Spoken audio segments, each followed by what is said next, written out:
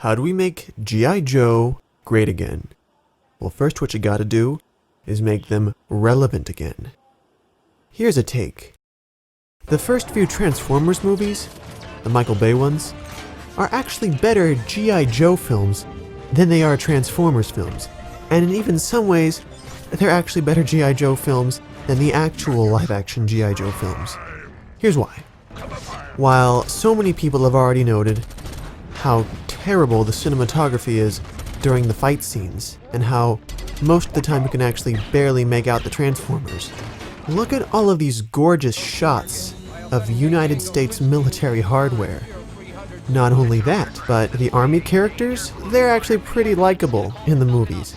That's pretty unexpected in Hollywood, much less a Transformers film. Now, I was aware, even before seeing the first movie years ago, that G.I. Joe and Transformers have had crossovers, and that they were both owned by Hasbro, so I was pretty convinced that they were setting up Lennox to be Duke. And then I went home and then I realized that Lennox is not Conrad Hauser, nor Dashiell Fairborn, or Flint. So that theory went out the window, but the point still stands, is that most people know that G.I. Joe and Transformers takes place in the same universe. So what you gotta do is that in multiple mediums of Transformers, introduce the world of G.I. Joe very subtly, and then have like a mega crossover miniseries event. And when G.I. Joe is well established, let them do their own thing.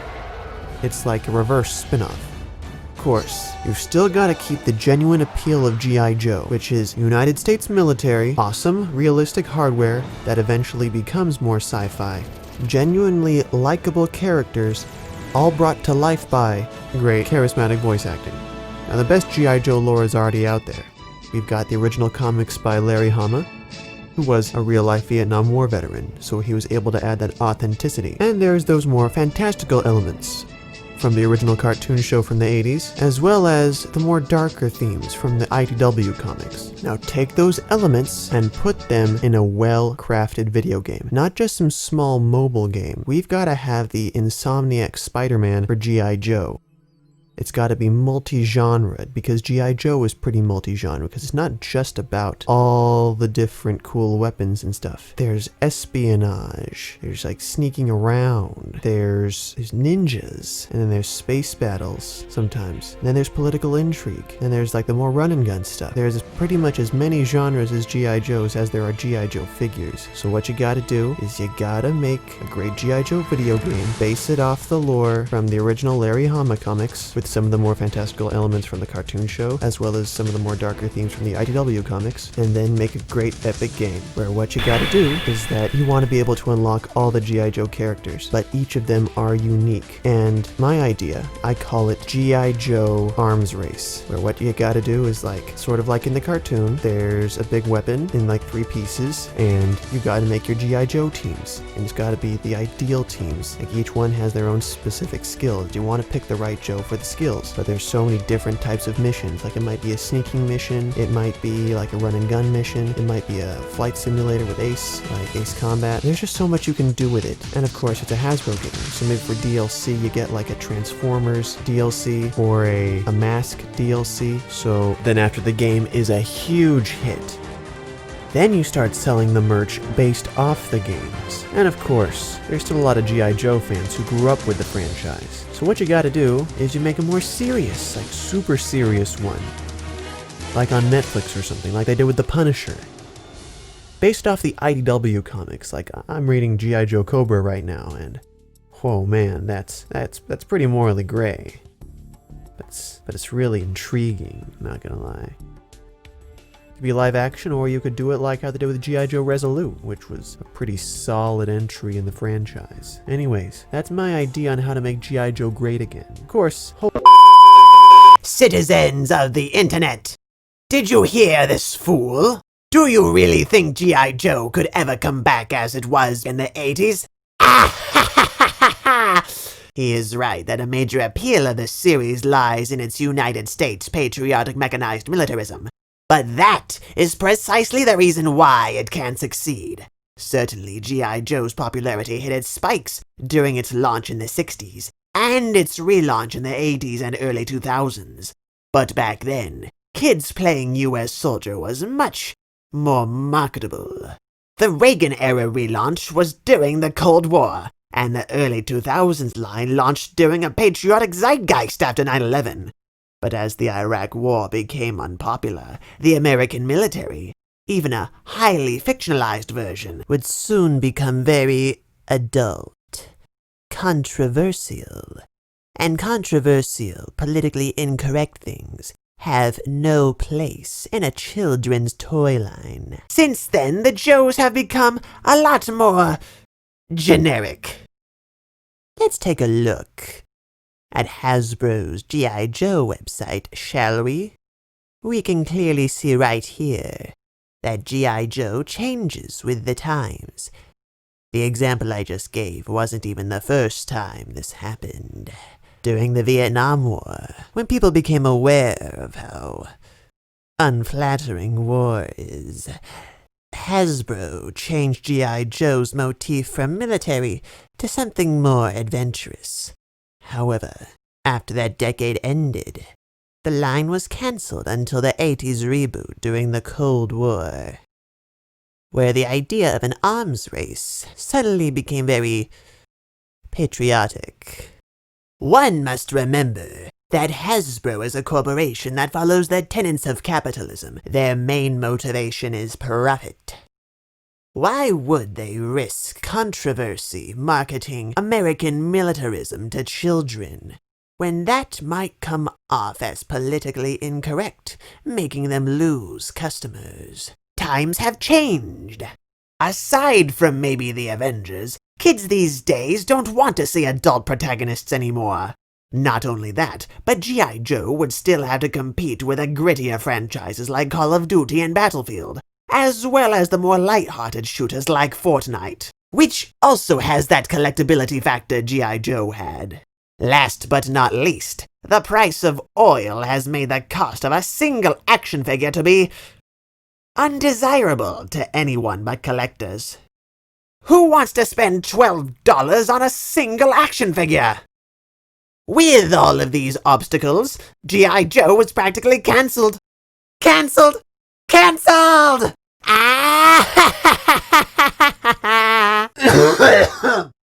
Let's be honest, though. People really watch G.I. Joe for Cobra Commander anyways. The Cancel Commander has a point. Hasbro is capitalist, but that's probably the reason why G.I. Joe can come back to greatness, especially during this era. The way to get their attention is to buy what G.I. Joe merch there is already right now. Currently, there is a mobile game, G.I. Joe War on Cobra. There is a release of toys this year. Figures, $20 a pop. They're more so collector's pieces than mainstream action figures. But it's something. Get the comics you like. Get the cartoons you like. Hasbro is listening. Using the power of the internet, it is easier than ever for fans to get in contact with the creators of the things they love and voice their opinion. This is a call to arms to all G.I. Joe fans out there. If Paramount Pictures, who made G.I. Joe, went from this Transformers movie to this, and changed my boy from this to this because of fan feedback, someone out there is listening. Let's go over my points one more time. Mostly for the kids, reintroduce G.I. Joe through the Transformers franchise. If they're friends with Transformers, then they'll be a bit more familiar when they get their own series again. For the teens and up, since most people aren't playing with toys nowadays, we need a high-quality video game. And of course, we need the movies. But perhaps one point that I have mentioned over and over again, that for G.I. Joe to be authentic, it has to be American. Now, why is that? One of the beautiful things about G.I. Joe is that its team is comprised of people from a variety of backgrounds. The team is so diverse, but they're all united under one goal: the fight for freedom. And freedom is synonymous with America. It's a part of their founding documents. And of course, I'm a little biased. I'm proud to be an American.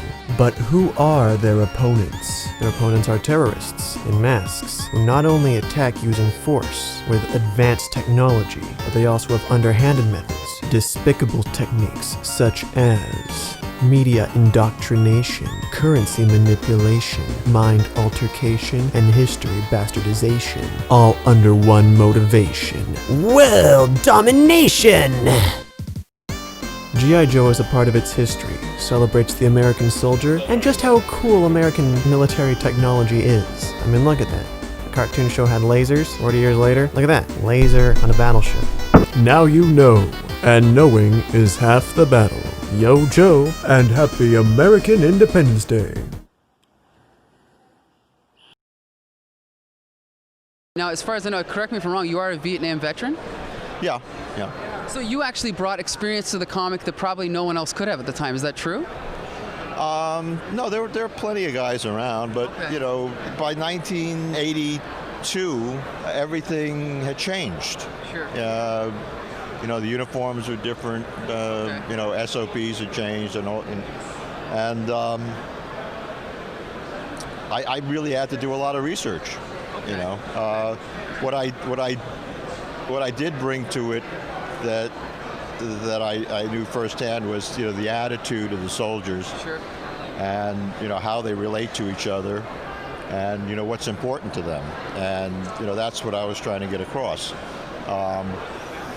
You know, the sense of camaraderie, Yes. and you know the sense of honor, and